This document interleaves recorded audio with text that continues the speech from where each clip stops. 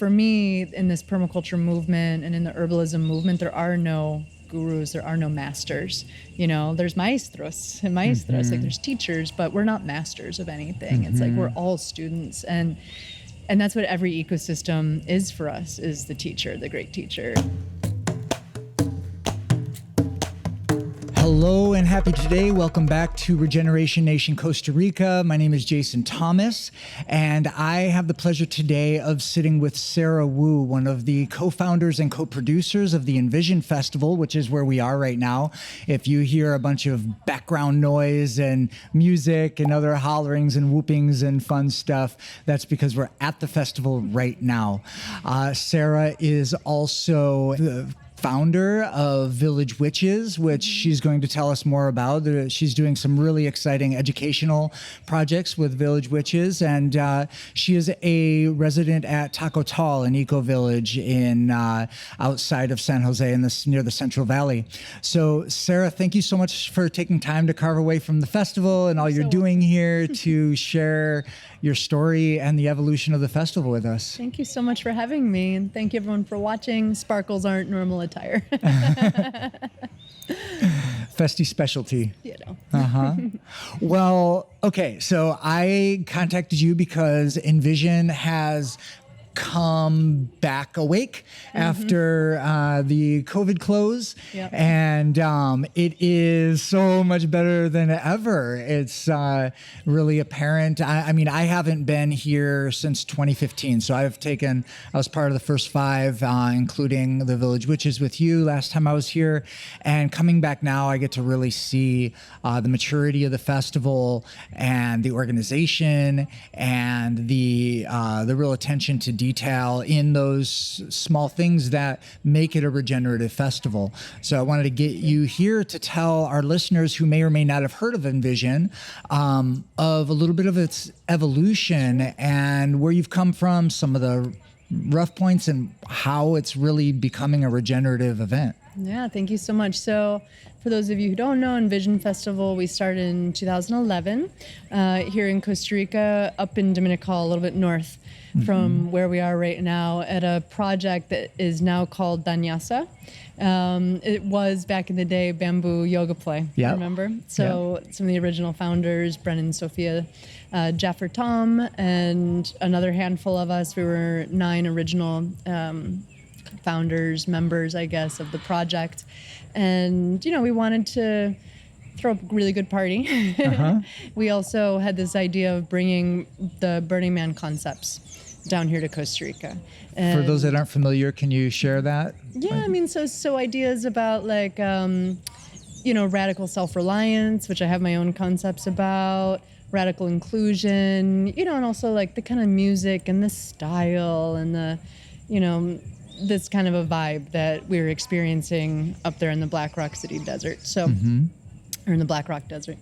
And so, we had that idea, and the very first one was a 800-person party, which was really fun. It was hard work. We did a bunch of different things. I mean, all of us kind of fulfilled different roles during that one. I was working the door, I was cooking food, I was doing plant walks. It was just all over, And then the following few years, we had a different site, and, it was, I think, let me see, we jumped from 800 maybe to about 1,300 people, and then to 1,500 people, very, very volunteer based. I mean, without the volunteer hands in this event, like especially at the beginning, we wouldn't have been able to do anything because, for those of you folks who've ever produced events or produced parties or whatever it is, it's a huge financial investment, and wow, it's hard, and so there was a lot of volunteer work. So thank you if you're watching this, and if you've ever been a volunteer at a project or for an event or for Envision, like you really helped to make things happen. So thank you for giving us your energy. So yeah, we were like 1,300 at that point, 2 stages, a little art gallery, some vending stuff, some healing spaces, and we had a tree that we were doing workshops under. It was the root down tree, right? And that actually became a stage, which isn't here this year. It ended up becoming dissolved this year, but that stage from pretty much 2000 2012 until 2020 existed, and that was the first stage that we had, teaching regenerative permaculture and herbalism, and I was doing plant walks there too. And then we kind of decided that that festival site was not ideal. We had to, I don't know if you remember this, we had to like go through this kind of a scary river up to like here, wading through it to get to the beach. And, we really wanted to have like a beach party. And so, that wasn't quite working out. It was a bit of a trek. It was a trek. And so we ended up then finding this land of Rancho La Merced that we're on right now. And this land was cattle pasture. It was really quite ideal because there were like internal roads right on the beach, the asadero, like the workshop, like the wood shop of the family that owns this land, like there's just a lot of things, a big area for parking, for camping. And so it just kind of checked off a lot of the boxes, that made sense for us for hosting an event.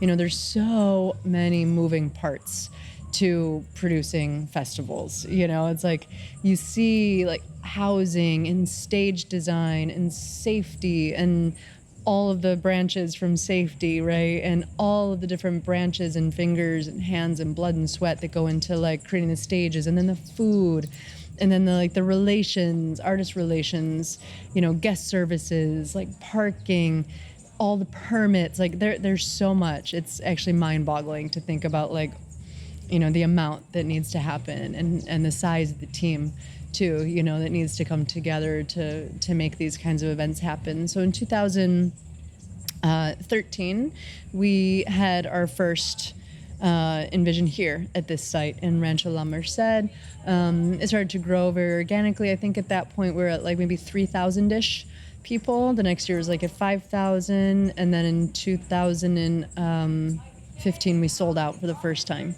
And selling out for the first time meant that we hit a number of, I think it was like 8,500, something like that. Our max capacity at the site is 10,000. And we really want to keep it like that because it's enough that like you can find your people, you can find some space to be, you can find your like home. It's like if you've ever been to some of those huge events. I went to Boom Festival and you need last a golf year. cart to take you to where you're going. Or a bicycle or something. And so I was at Boom Festival last summer, which is a gigantic event. They celebrated their 25th anniversary. It's in Portugal, and it's a maybe 55,000 person event. And I mean, it's like a small country. It's gigantic, or if you've been to Burning Man, or if you've been to Glastonbury, or like, I think Lightning in a Bottle is also huge, or Coachella or something. It's really easy to feel lost, and I love Envision because at this number that we're at, you can find your people, which is really nice. And so that's what the site allows for. And it's also what we want to be able to handle, in that still kind of considered boutique-ish, Some of the other evolutions for us has been just the work on this land. So on the site, for example, there were things like, when you're here, you'll see these trees that we're looking at right now, they're called porta, which is like a really beautiful nitrogen-fixing, many-decade living tree that makes this like little orange flower that like rains down on us, which were kind of used in this cattle pasture as like for pasture for grazing, like the markers where they would have like the fence lines. That you'll see a bunch of old palm trees on site, some other native species, some strangler figs, and some of like the beach almonds and cecropias, like some of the pioneer species popping up here. But the site was a pretty open area. And so we started actively planting trees here when we got on site. So in 2014, we started planting. We've put over 7,000 trees on this land in particular, from fruit trees to native hardwoods to other trees like the ylang ylang, which is this like fast growing, kind of a weedy tree, but it right away provided shade for the humans here. Banana plants, maybe you can see some right behind our screen here. We have the beach almond, which is a naturalized species, which, creates these beautiful canopies, also grows pretty fast. You can hear the macaws in the background, maybe it's food for them. I'm looking at a water apple and a mango. So we really did a lot of land investments, as well as some physical things like in infrastructural, like road, and helping with create, some of the bridges over these riparian air pathways right Makes here. a huge difference. It makes yeah, a huge having difference. so people aren't tramping through that delicate area. Oh, absolutely. You know, because we have these like ecosystems. So riparian ecosystems are these like waterways, right? And I mean, you're going to see like ibis and tiger herons, ibises. I just noticed roosting right over there in that tree. In one event, those could just be eliminated. Oh yeah, yeah. I mean, their ecosystems are actually pretty fragile. So if humans are like stepping through that, you know, it's delicate. And so there's also like a lot of tree frogs and caiman and turtles, and so it's really quite amazing, you know. Monkeys, macaws, parrots. I mean, there's so much going on in this ecosystem that it's like this lush forest when we're not here, and we come here for this week every year. But you know, we all are also here building, and the jungle is pretty intense. So we've done a lot of regenerative land works here in particular, which also the owners of this land, the family, has really appreciated, you know, because they see that benefit. You know, just the wildlife coming back, and again, those native hardwoods, which is like future investment, and these fruit trees, which are going to feed people for generations. You know, so that's been really big for us, and a very like point of pride also for me to see that happen. And working with our friend Federico Gutierrez he first was with a project called Costas Verdes, and now he is with the Envision nonprofit Somos al Cambio. And just in 2020 alone, he planted by himself 10,000 trees, and the whole goal was to like bring volunteers in. But then of course we had the great shutdown of the world, and he wasn't able to work with volunteers, and so he had to plant them all himself, and he did that. Wow. You know? So, you know, it's been interesting that way. And then, you know, as a regenerative festival, some of our other really important philosophies is to minimize the impact of trash on site. And so we have a very extensive composting system. We don't use any plastic or paper or compostable plastic cutlery or plates or anything like that. So we have a really extensive dishwashing system. And what we've estimated based on the number of people here, based on like rough estimates of like you know, drink consumption or meal consumption, we're saving over 500,000 pieces of just plates and cups. No, that decision, I can see it everywhere. I love it. It was one of my favorite things when I like made the decision to come, and I started looking at the orientation, the rules, whatever I got in the email. I was like, they went all just bring your own. And it can't be overestimated or, you know, overstated the impact of that. Yeah. I really feel really proud of that. A week-long festival of thousands of people living together, and no single use. No, and I think saying 500,000 pieces, and that's just plates and cups, is actually being very conservative. Sure. Imagine like forks, knives, and spoons. Sure. You know, and those things, a lot of times the plates and cups in many events are paper, or they're that like phony compostable plastic, which just so you know, folks, that stuff isn't truly compostable. Like the facilities aren't there to break it down. If you put those into a regular compost system, we're not hitting that temperature. Like they need special facilities, you know, and a lot of times those things just go into trash bins. So it's a shallow ecology marketing concept, you know, so even if we had that kind of stuff, it's still like trash, really, you know, and we do so much with like beach cleanups and tree plantings every year. And so that does feel really good. Yeah, it was a powerful statement, powerful decision to make. Yeah, I'm really inspired. Yeah, me too. Every time I see it, I'm just like, yes. And so all the compost from the massive amount of food scraps that gets produced here, that all just processes right here on site and feeds the plants on site? Or? Yeah, so I mean, it's massive composting. So there are eco teams that are working on that. Some of our biggest struggle is actually the coconuts. Right? Because, you know, you lived in the tropics a long time. It takes them a long time to break down. You got to split them even if you want to. You got to split them so they don't breed mosquitoes. They take a long time to break down. So right now, one of our challenges is trying to figure out the coconut situation. You know, a lot of coconut junkies around here too. It's so hot. You know, in Costa Rica, we're only 6 degrees off the equator.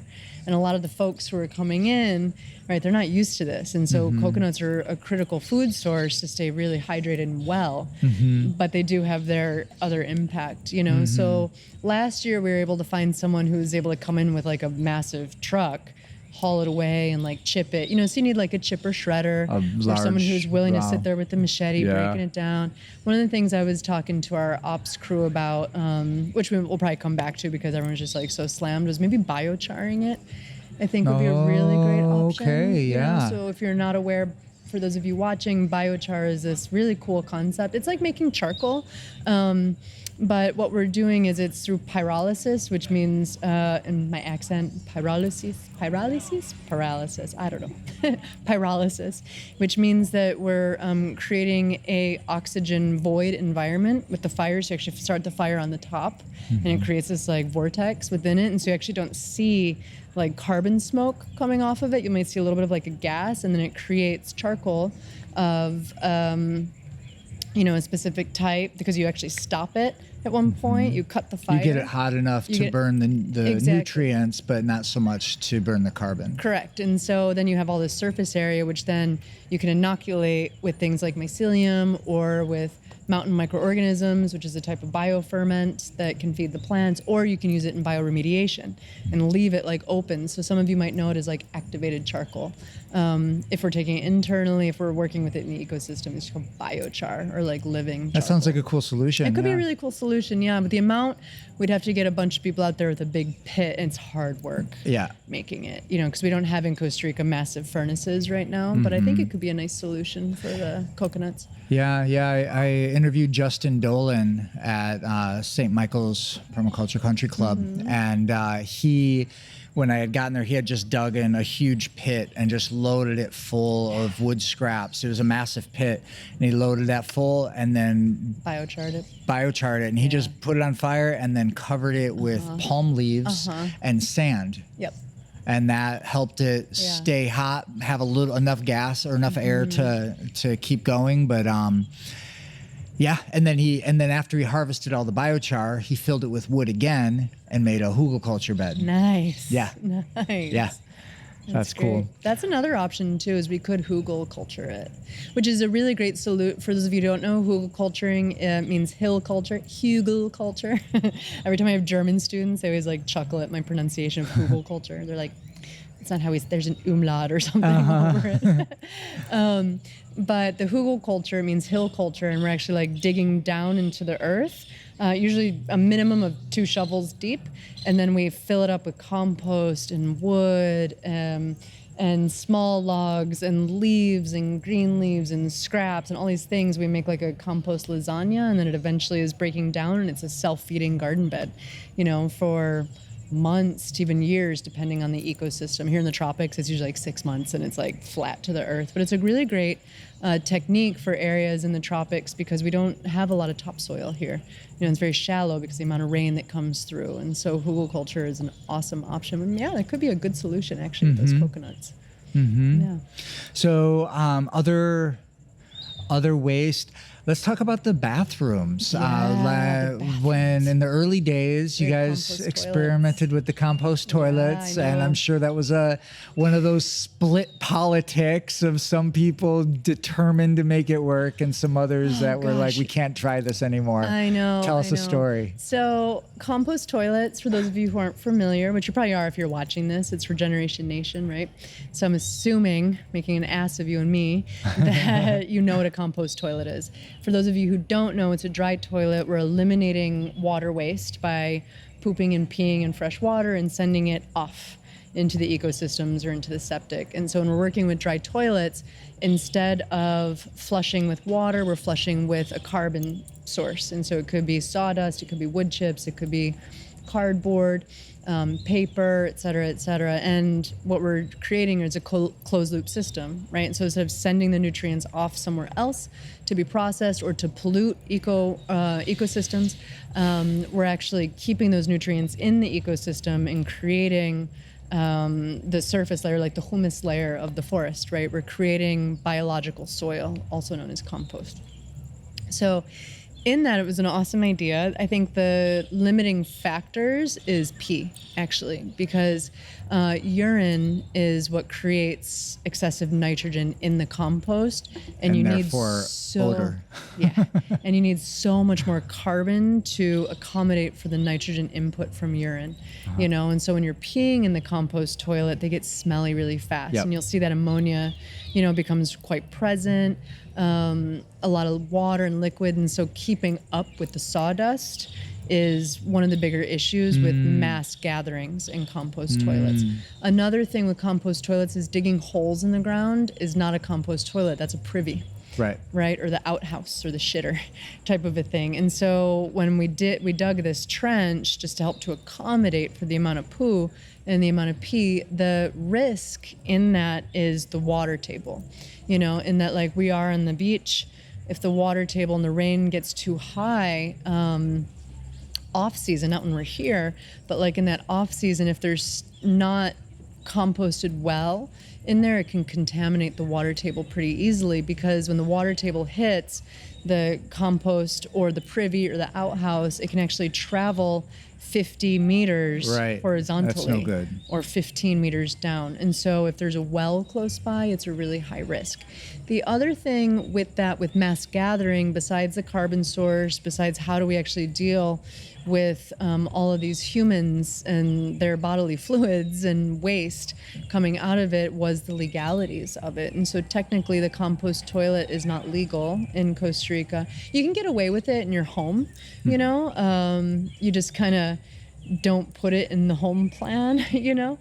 But once the projects get kind of big and it's a mass gathering where we're hosting people and you need to have health permits, the health department doesn't quite get it, you know. And so what happened in 2016, I think, we still had a compost toilet. We did have some of the porta potties as well, just to accommodate for the festival growth, for the population growth. But what happened is we actually had a malaria case, and it was someone who traveled up, I think, from either Peru or Ecuador. So Costa Rica, we don't have malaria, right? Like the country's very like intensely proud and also very meticulous about making sure that people who have it are isolated and that it doesn't spread, because it's debilitating to a population, and people die from malaria. So, you know, like when this person, it was a festival participant, they came into the country with it. Again, they traveled, I think, from Peru or Ecuador. And what happened was that the herbal clinic was seeing this person. This is when we had the herbal clinic. And so we were treating these like intermittent fevers, starting to question, is this dengue? Right, like what's going on here? We couldn't get the fevers under control. The medic couldn't get it under control. No one really got what was going on, and so this person ended up going to the hospital in San Isidro and testing positive for malaria. The Ministerio de Salud, which is our equivalent, if you're watching this, of like the CDC, right, like the Ministry of Health, of course, gets red alert to that. They came to the festival site and bombed it with insecticides, specifically targeting mosquitoes, right? Because they don't want those potential mosquitoes that are the vectors of malaria to propagate and become, right? It's a big risk for the country. So, and of course we couldn't prevent that. We don't know. This person didn't know, because it's a 2-week incubation period as well, from when you're bit by one of those mosquitoes to the time you actually are going to present symptoms. So this person felt fine. Speaking of mosquitoes, I know. Is that a drone? Some kind of. Oh, it's somebody in a paraglider with a fan on their back to propel them. That is cool and loud and annoying. But they're having a good old time. I bet it looks pretty cool up there. It looks cool. Uh-huh. I'll be gone in a minute, I think. Yeah, so, you know, for when that, and of course we can't prevent that. We didn't know, you know, and so then, to go back, the municipality of Uvita said it's fine. You know, talked them into it, it's fine. But then once the Ministerio of Salud nationally came in, bombed the site, they look at that, and they're like, what do you have going on here? Not okay. Type of thing. So we shut down the compost toilets. And actually, like when I look at a festival of 10,000 people, I don't actually think it's doable, but there are options that are doable, and they're called Ecozoic Toilets. And I saw these in action at the Oregon Eclipse Festival, which is a 50,000 person event, as well as a Boom Festival, which is also like a 55,000 person event. And these Ecozoic toilets are so cool. They're a dry toilet, but they what they do is, so it's like raised up. They have a little fan, and it's this like proprietary blend of microorganisms that are mimicking the forest floor that are here, and then the pee goes through it into like a big collection chamber, and so you're pooping, peeing.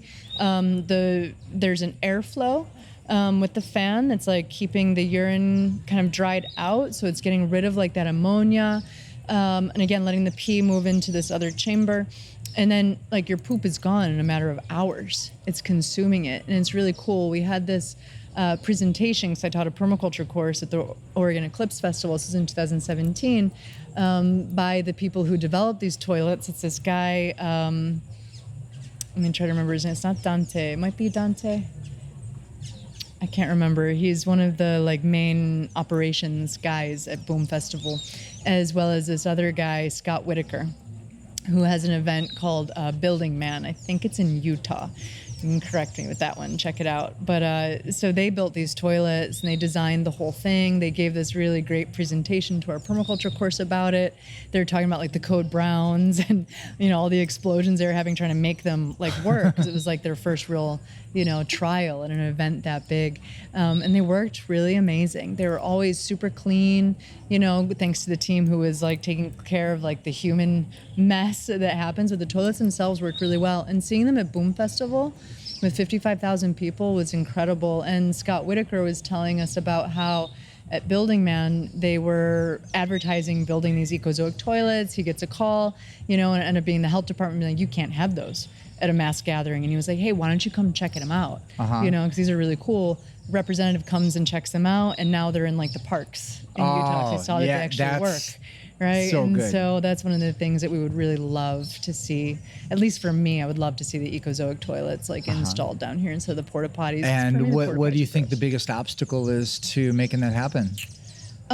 It would have to be, we'd have to show, like some statistics and paperwork. That's just right to the Costa Rica government. That's the big thing, is getting it permitted, because you've already been tapped on the hand for your having those compost toilets. Okay. Well, one step at a time. Yeah. But right now we have the porta potties, which aren't my favorite. They're pretty gross. Yeah. But we could do better. Sure. Yeah.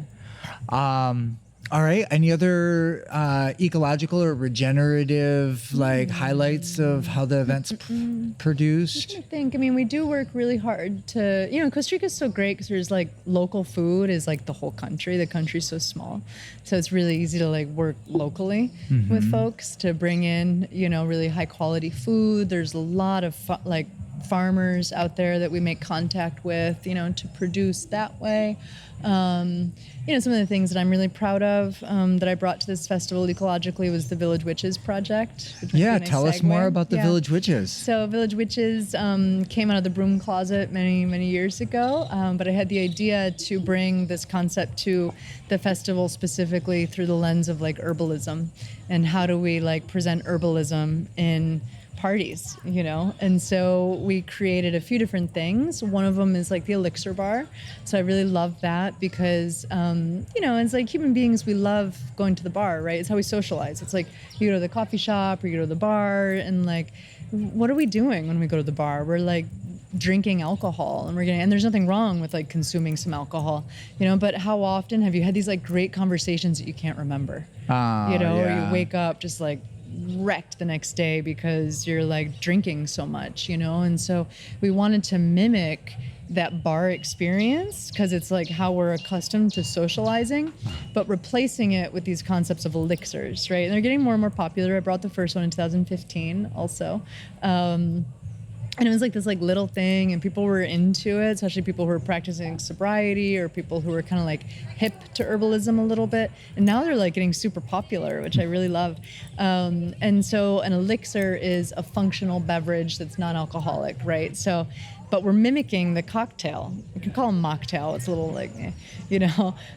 elixir sounds so much cooler. And so the elixir is that functional beverage. It's beautiful, that it's tasty, and that it's supporting things like your adrenal glands, which is fight or flight, it's the stress, cortisol, adrenaline, epinephrine, all of those kind of things that like make us like anxious and run ourselves, you know, like coffee, for example. That's what you're getting when you get that like coffee charge, is you're just like putting yourself in a fight or flight mode. Taking things instead like reishi mushrooms, you know, to support the adrenal glands, but to also like really nourish the immune system and the digestive system, or, you know, tasty nervous system tonics, or things like that are going to be a little bit like peppy, you know, like having like yerba mate in it, or, you know, again, like some of the medicinal mushrooms that really give you a lot of energy, you know, without having to, you know, kind of wreck your body at the end. So a lot of the concept of the Village Witches was, because I'm an herbalist practicing now for 23 years, like I wanted to bring herbs more into our lifestyle, you know, and not just being like on the edge over here only when you're sick, but like really looking at like, how can this be a part of my festival experience? Also like cacao, for example, you know, like everyone loves cacao. So, and it's a way to like also kind of like, oh man, I had you know, an iced cacao elixir yesterday. So good, it set me up just right. They're so yeah, good. so You know, they good. keep you going. So good. Heart opening. You can Yeah. like connect and whatever. So I love that. You know, having the Elixir Bar experience here. Now we have two. You know, where we had this like little one in the corner. Now we got like their two features of the event, which is really beautiful. Yeah. Yeah. That's fabulous. No, and so the Village Witches is offering the Herbal Elixir Bar and a stage. We have a stage where you're educating, which is some great lineup. Thank you. And then you've got the body work area that we you're have the organizing, spa. the spa. Which is body work, energy work, as well as like a beauty bar. So I kind of, you know, it's not original like Lush. Maybe some of you have heard of Lush. Like now it's this like big mall brand that has a lot of like swaggy kind of artificially scented products. But originally Lush was like a salad bar, and they would hand make the products. You had to keep everything in the fridge. It was really a beautiful concept that they must have gotten some big investment that, you know, put them in the malls, and it just shut down like their original ethos. But so we kind of mimicked the original Lush there with having like the fresh herbal and fruit-based scrubs and foot baths and that kind of, you know, to take care of your skin and to cool it off. A lot of people are also dealing with a lot of like sun rashes and sunburns, and so we brought that in just to freshen you up too. It's sweaty and dusty, you know. And then for 5 years we also had the herbal first aid clinic, and that was amazing. We didn't have it back this year. There's various reasons why, but this, you know, previous years, that first aid clinic was a student-run clinic. Not student-run, it was a student clinic that was run by professional herbalists and medical doctors and nurses that were trying to show that herbalism has a place in first aid, you know, and we treated over 2,000 people every event. We graduated about 125 students from the program. It was a 40-hour training prior the week before, and then 40 hours on site, so an 80-hour clinical program. Legit. And so, yeah, it was legit. And so what it really did was it helped people to learn how to do like pop-up relief work, and to bring herbs into that and show that like we can help with musculoskeletal issues, with trauma, with soft tissue, with fevers, with digestive, you know. And we had our bumps at the beginning, especially the kind of conventional medic. We're kind of felt a little territorial. What are you guys doing here? And then they saw that we were super respectful and that we were here to help, you know, and to bring relief and to create safer spaces. And what happened through the years is that medic would be bringing people over to us.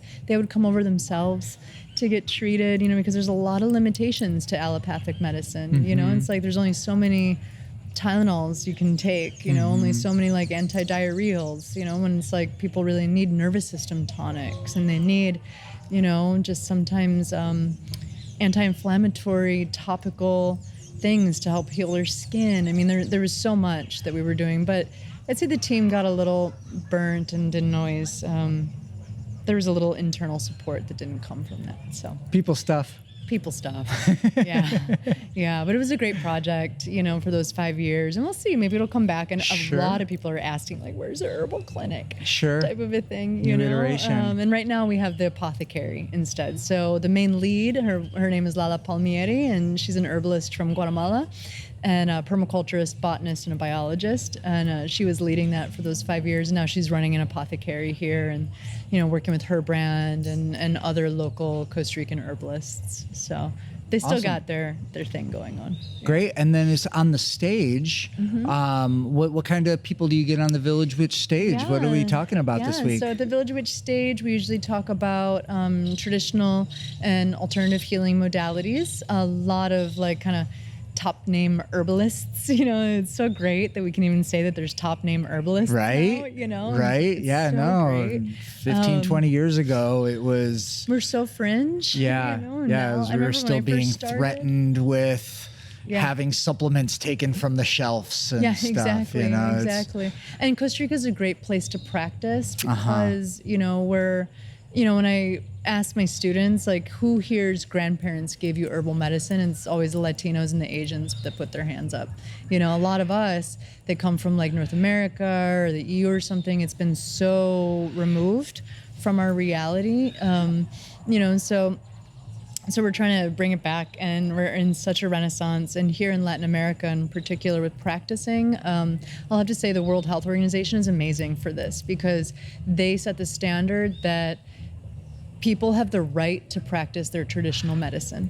And so for countries that are technically in the global south, even though Costa Rica doesn't feel like the global south, it's very developed, we are still in that, we have a right to practice. And I love that because we're in this gray zone and also in our rights to be here, and it's very accepted. And when you talk to medical professionals and veterinarians even in this country, they're super open to it, and they're not oh, that's bullshit, some of the doctors in North America may say but people they're very few generations removed from that. Exactly. Yeah, exactly. And so here practicing, we will feature these herbalists who have done a lot of the groundwork. They've been in it, clinical practitioners, folks who are writing, and teaching, but some of the bigger voices, out there who are giving, that voice, to the plants and the people together and everything. So that's really exciting. Last year, for example, we had Paul Stamets, which was a big highlight for us. He's one of the leading mycologists globally. He just had a mushroom named after him, Stemetsy, a psilocybin Stemetsy or something like that. I just saw. This year we have this woman, Abril Donea. She has a project called Beauty Herbs and Tea, as well as the Black Girly Farmer. And so she's an herbalist out of Atlanta who is giving a lot of voice to the traditional medicine out of that way. We have Adriana Ayales this year, who's the founder of Anima Mundi, who's a Costa Rican herbalist. In the past, we've had Rosemary Gladstar and Brigitte Mars and Seven Song, who's one of my teachers. If you don't know, you should check all of them out. They're just Mimi Hernandez, who is the director of the American Herbalist Guild, Susan Leopold, who's the director of United Plant Savers. So a lot of people who are just... It's so powerful, Sarah. You created a stage and you called these heroes together, and these folks come into the festival, get the blessing of being able to soak it up. It's really, love it. It's just awesome. Thank you. Yeah. Thank you. And outside of the festival, Village Witches is still a brand. It's still something you do a lot of your education through. Yeah, it's my kind of personal brand. I really love also that we can identify as witches now, which is a spiritual path, right? And a lifestyle. Also getting really popular, and people are awakening to it. We're all coming out of the broom closet, and it's really exciting. But predominantly through the Village Witch brand. I do a few different things with that. I'm a teacher first and foremost. That's my heart. My biggest heart's calling is to teach. And so I teach permaculture, regenerative philosophies, through the lens of the herbalist. And so really looking at what is this earth-body relationship, and so learning how to grow the plants, the therapeutics of the plants, learning about the ecosystems that they come from, really trying to localize our practice a little bit more. That was one of the big things the pandemic opened up for me, was that folks were a little bit too reliant on imports.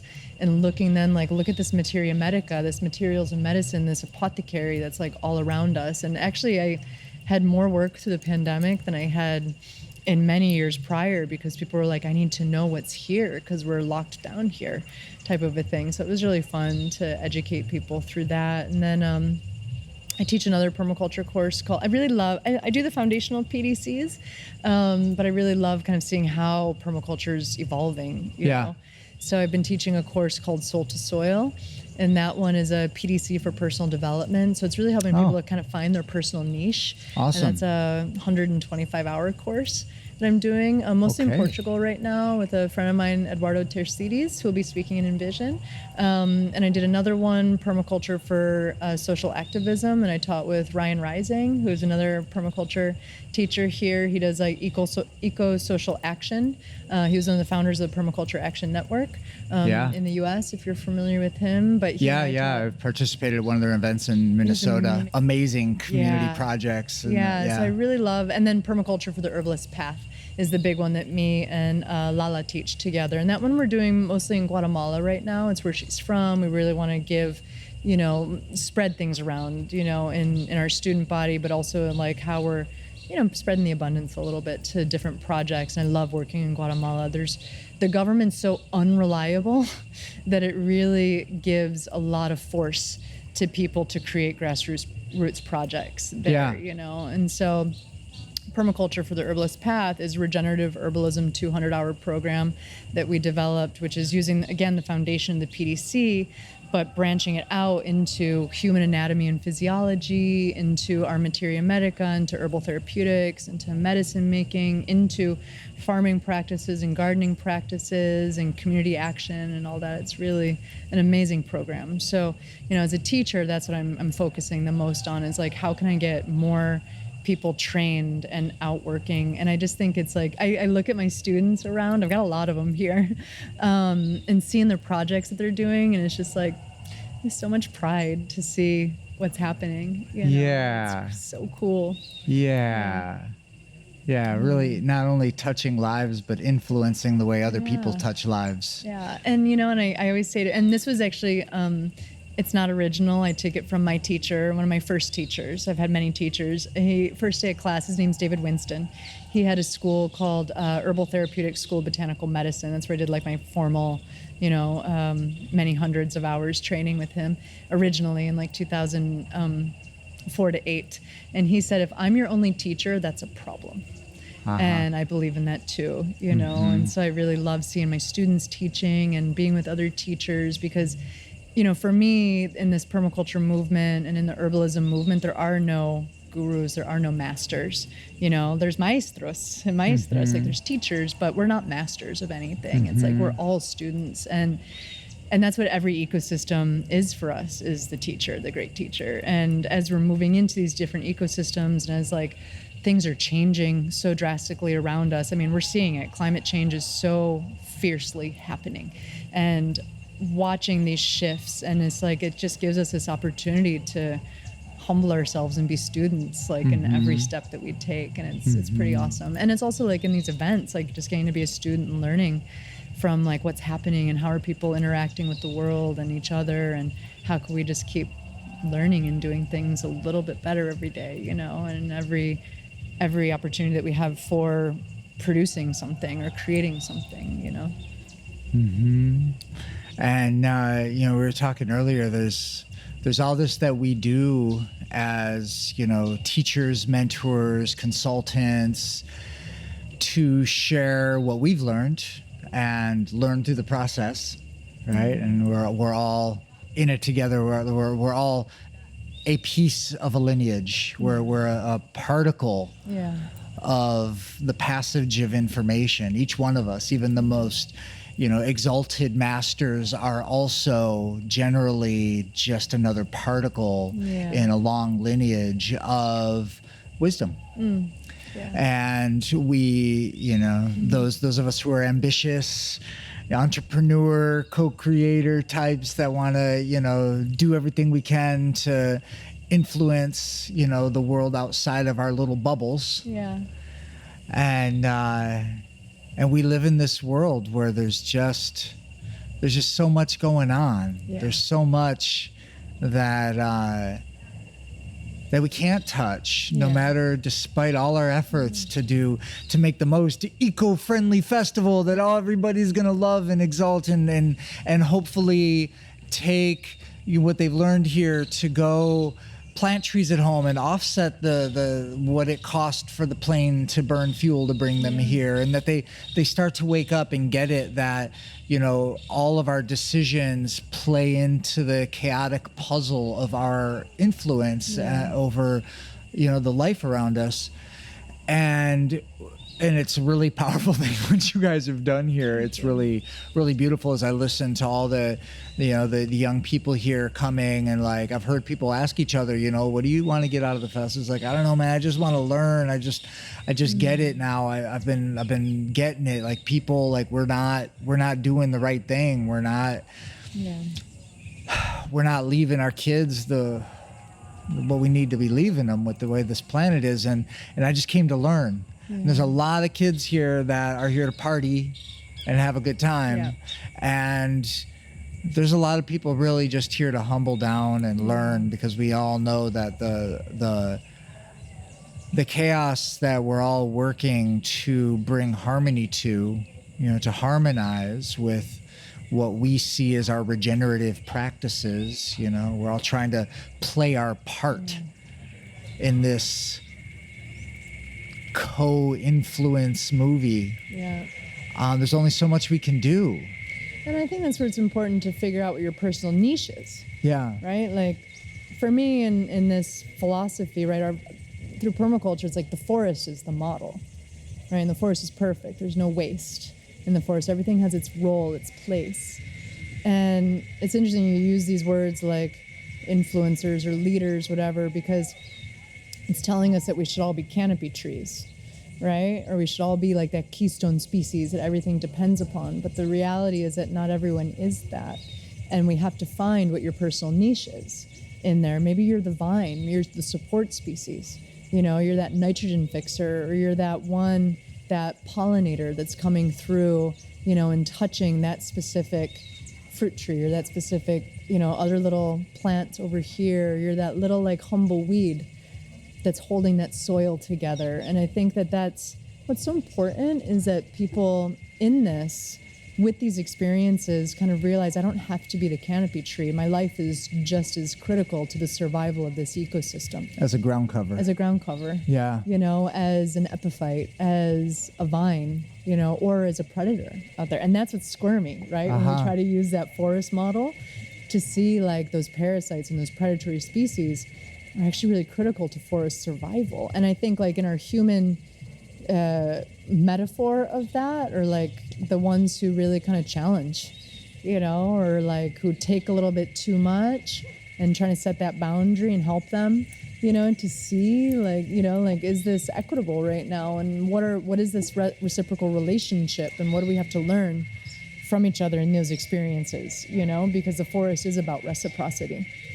And I really hope that as people come here in these ecosystems and as they're learning, is like, how can we identify a little bit better what our niche is and how we interact in this forest environment together. Yeah, you know, and when we can find our place in that ecosystem, we can understand our connections better. Yeah, exactly. Exactly. Yeah, and it's that's kind of the big challenges, you know, like we talk so much about like circular governance or horizontal governance, and I've been like meditating for years just on how can we have like a forest style governance. You know, what would that look like? Yeah. And that's a part of what we do in Soul to Soil, is I'm trying to help people like identify your niche in this ecosystem, to kind of, because when we go through these like leadership conferences and we see influencers getting all of this like, you know, like attention and stuff, and it's because they're a canopy tree. You know, and somehow that canopy tree is getting so much airtime right there. But like everyone else needs to get some play too, you know? And so, I don't know, that's what I think about that a lot, is like, how can we give more voice to the ground cover? And how can we give more voice to that little bromeliad who's like, you know, I'm a whole ecosystem right here. Unto myself, you know. I really see that backstage, being in the staff camping, you know, and helping out as I am this year, and interacting with the people who've been part of the build and the people that have painted hundreds of signs, that painted 50 gallon barrels with the words basura and garbage, and putting projections up to paint the stencil of that sign that needs to be around in 50 different places. Like, you know who they are? They're mycelium. Yeah. Because they're conveying information. Yeah, there you go. We would fall apart without them. Yeah. Just like the soil structure would fall apart. And then you got the people in the discotheque, you call it? Yeah, discoteca. The discoteca that are washing all the reusable cups and dishes. And they're their own community of super happy contributing people. Yeah. And the whole staff area, the way that Envision has it set up right now, where we have our own dining hall, there's our own showers, there's our own internet, there's the whole thing is set up. Yeah. There's a protected camping where it's just, and there's a whole nother sub community. There's a sub festival happening on the side back there. Of like, I don't know how many people are in that camp, 1,000, 2,000? I was thinking about it today a little bit.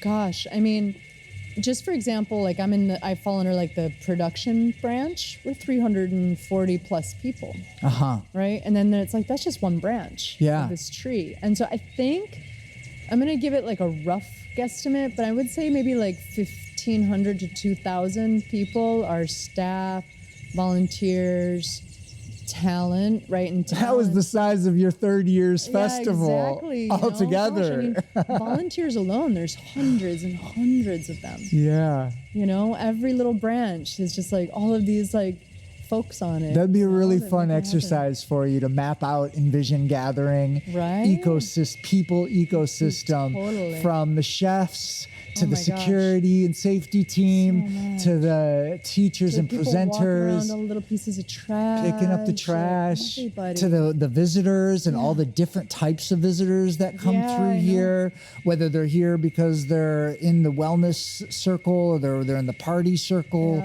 or they're in, not to isolate that they can be one or the other, but you know, the community building, the medicine circles, there's all these like circles of attendees as well as, you know, presenters and facilitators.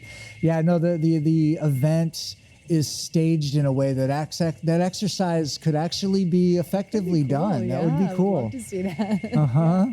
The big tree, the big family tree of Envision. Yeah, I love it.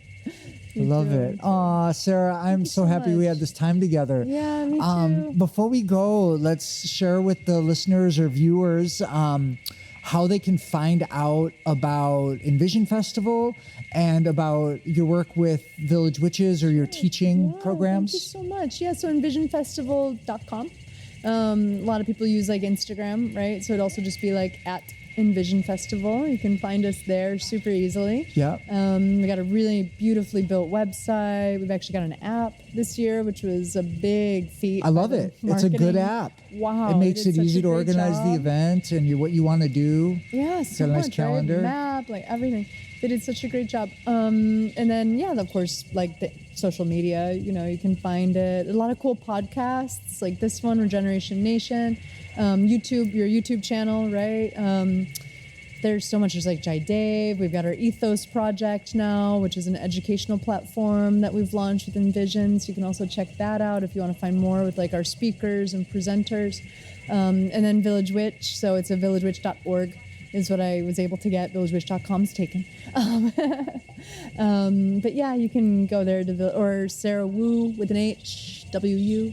.villagewitch.official, because I actually have a little scammer out there who keeps trying to do readings for people, which is not me. Okay. So, that's what happens. That's the Sarah Woo Woo. Don't even look at them. The two T's witch, but no, it's Sarah Wu right there. .villagewitch.original for my Instagram.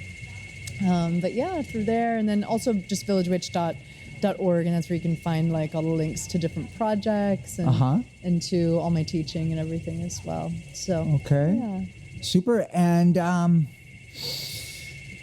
Wow, just give us a last bit. Right now, we've got people watching on YouTube and listening in their cars, maybe, or as they're out there with their headphones on, digging ditches in the rain, or whoever's listening to this wherever they are. Like, what's your message? What's your message for people to get involved with the regenerative movement, no matter where they're at?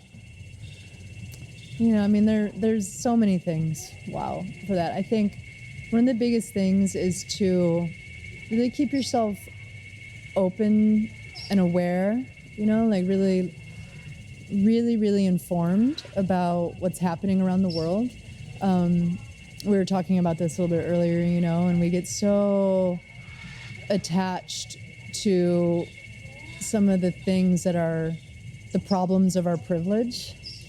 And I think it's really important to stay really informed and deeply empathetic to what other people are dealing with. You know, like there are people fighting for their lives right now. There are people who are being severely oppressed right now. And there are people who are being deeply bullied by the system. That, you know, like in our movement, I feel very powerless actually to make systemic change, but I feel very powerful in situations like this. And so I think the more empathetic and kind and humble we can be to the suffering of the world, to the suffering of our ecosystems, to the suffering of communities outside of ours, you know, to the more gentle we can be on ourselves also through that, but really like saying like I'm, you know, like taking your problems a little less seriously when so many folks are suffering, you know, like I think that that's really important because, you know, in a part of regenerative herbalism, it's like if the planet is suffering, we will never be well. And the planet's the people as well out there. And so, you know, like being in your practice and doing the best you can, like for your own human body and your own human experience, but also doing the best you can to help other people. Because it's only together that we're going to survive, you know, and it's only together that we really thrive. And that holds really deeply for me. So keep yourself really informed, you know, about the realities of other people's human experiences out there. And, you know, yeah, that's my biggest feeling right now. That's perfect. Yeah. Thank you. That's a wonderful answer. Yeah, I feel that. I take that. Thank you. And thank you so much, everybody, for watching and for supporting Jason and Regeneration Nation and for all the other projects out there that are doing this work. Thank you. Thank you. Right there. Thanks so much. Yeah. See you on the inside. Playtime. And on the other side.